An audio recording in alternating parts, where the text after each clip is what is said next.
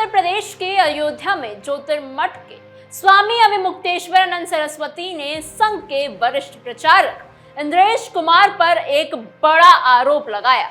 उन्होंने कहा कि कुछ दिन पहले वो एयरपोर्ट पर उनकी इंद्रेश कुमार से मुलाकात हुई थी। लाउंज में बैठे बैठे बातचीत के दौरान इंद्रेश कुमार ने बताया कि राष्ट्रीय मुस्लिम मंच के जरिए उन्होंने 10 लाख हिंदू लड़कियों की शादी मुस्लिम घरों में करा दी है।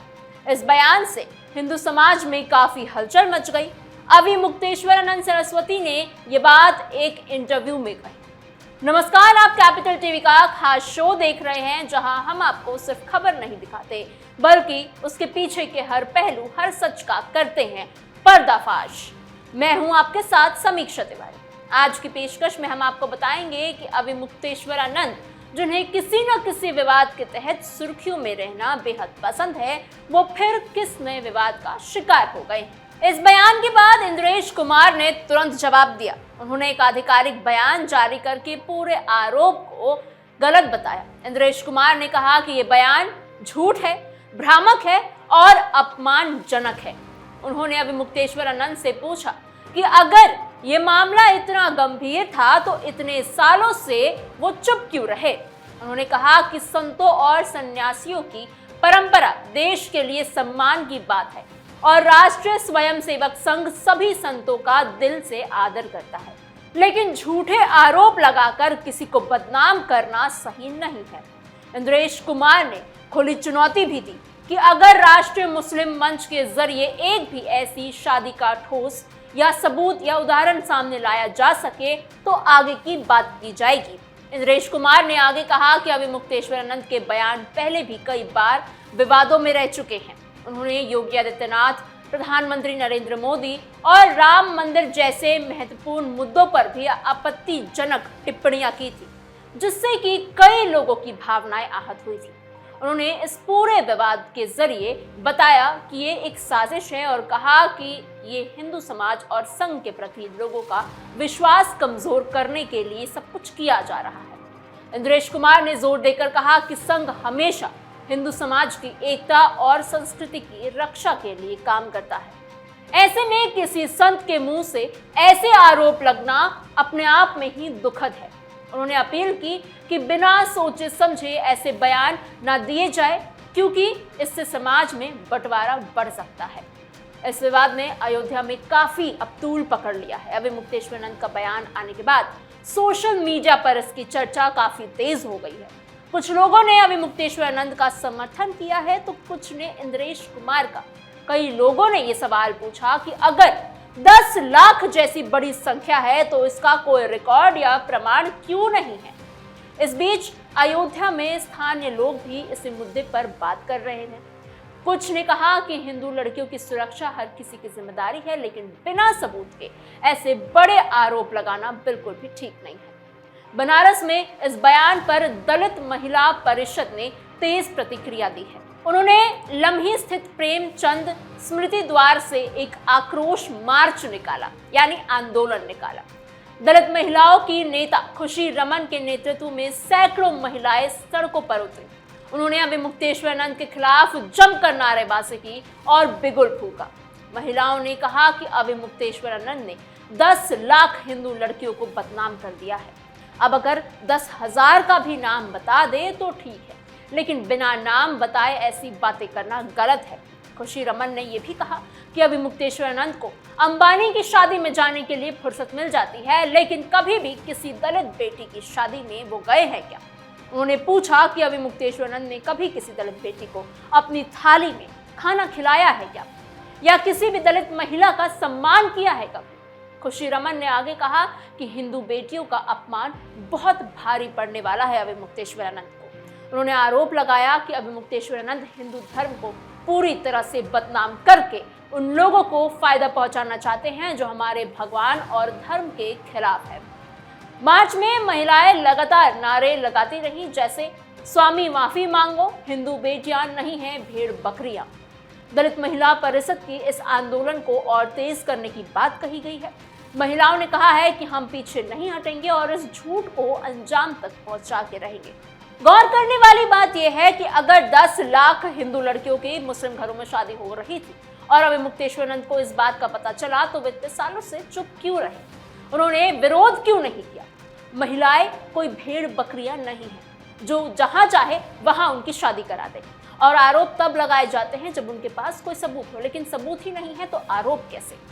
इसके बाद सवाल उठता है कि स्वामी अभिमुक्तेश्वरानंद सरस्वती बार बार ऐसे बयान क्यों देते आते हैं जो पूरे समाज को हिला कर रख देता है या आहत कर देता है। अगर हम उनकी पुरानी बातों को भी देखें तो पता चलता है कि ये उनकी पहली बार कोई विवाद नहीं है। पहले भी उन्होंने योगी आदित्यनाथ पर तीखी टिप्पणी की थी। उन्होंने कहा था कि योगी आदित्यनाथ अपने हिंदू होने का प्रमाण दे, यानी वो एक सिटिंग मुख्यमंत्री से उनके हिंदू होने का प्रमाण मांग रहे थे। फिर प्रधानमंत्री मोदी के कामकाज पर भी आपत्ति जताई थी और राम मंदिर जैसे पवित्र मुद्दे पर भी सवाल खड़े किए थे। हर बार उनकी बात से लोगों की भावनाएं आहत होती हैं, लेकिन वो कभी चुप नहीं बैठते। अब इसे और गहराई से समझे तो ऐसा लगता है कि अभिमुक्तेश्वरानंद का ये तरीका कोई संयोग तो बिल्कुल भी नहीं। ये एक सोची समझी रणनीति लगती है। शायद वो जानबूझकर ऐसे मुद्दे चुनते हैं जो हिंदू समाज के अंदर दरार डाल सके। जैसे हिंदू लड़कियों की शादी वाला आरोप लगाकर उन्होंने न सिर्फ इंद्रेश कुमार को निशाना बनाया बल्कि पूरे संघ परिवार को घेर लिया है। लेकिन जब पूछा जाए कि सबूत कहाँ है तो चुप्पी साध ली जाती है। ये देखकर ऐसा लगता है कि उनका मकसद सच्चाई बताना नहीं है बल्कि अपनी ओर ध्यान खींचना, विवाद पैदा करना, सुर्खियों में रहना है। अगर कोई संत समाज सुधारक है तो उसे पहले खुद की जिंदगी में एक उदाहरण देना चाहिए। देखा जाए तो अभिमुक्तेश्वरानंद का ये व्यवहार हिंदू समाज के लिए एक खतरे की घंटी है। वो खुद को शंकराचार्य कहते हैं, यानी हिंदू धर्म के बड़े नेता बताते हैं अपने आप को, लेकिन उनके बयान बार बार हिंदू एकता को तोड़ने वाले साबित होते हैं। राम मंदिर बनने के बाद जब पूरा देश खुशी मना रहा था तब उन्होंने उस पर सवाल उठाए। योगी जी उत्तर प्रदेश में कानून व्यवस्था सुधार रहे हैं तो उस पर भी अभिमुक्तेश्वरानंद उन्हें घेरते नजर आते हैं कि ये फेक इनकाउंटर कर दिया, एनकाउंटर्स नहीं हो रहे हैं। दलित महिला परिषद की महिलाओं ने जो आक्रोश जताया है वो कहीं ना कहीं सही लगता है। उन्होंने कहा कि अभिमुक्तेश्वरानंद हिंदू बेटियों को भेड़ बकरी समझकर बदनाम कर रही हैं। अगर सच में 10 लाख शादियां हुई हैं तो इतने साल से वो चुप क्यों रहे, विरोध क्यों नहीं किया, सबूत बाहर क्यों नहीं निकाले? ये सवाल बहुत गहरा है और अभिमुक्तेश्वरानंद इस सवाल का जवाब नहीं दे पाए।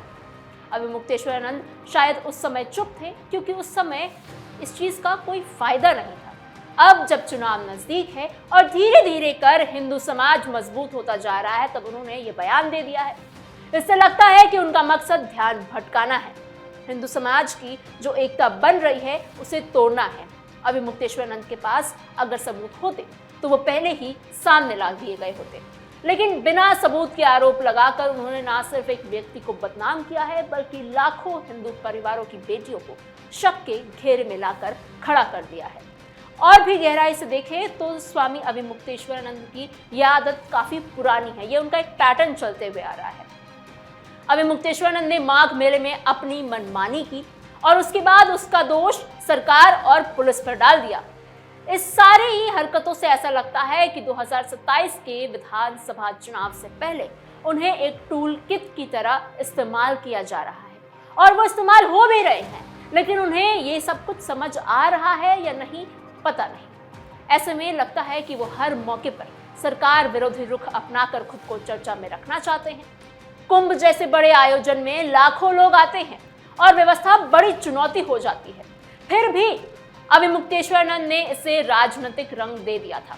देखा जाए तो ये उनका एक पुराना पैटर्न बन चुका है जो सालों साल से चलता ही आ रहा है। वो संत की गरिमा के बजाय मीडिया हेडलाइंस बनाना ज्यादा पसंद करते हैं।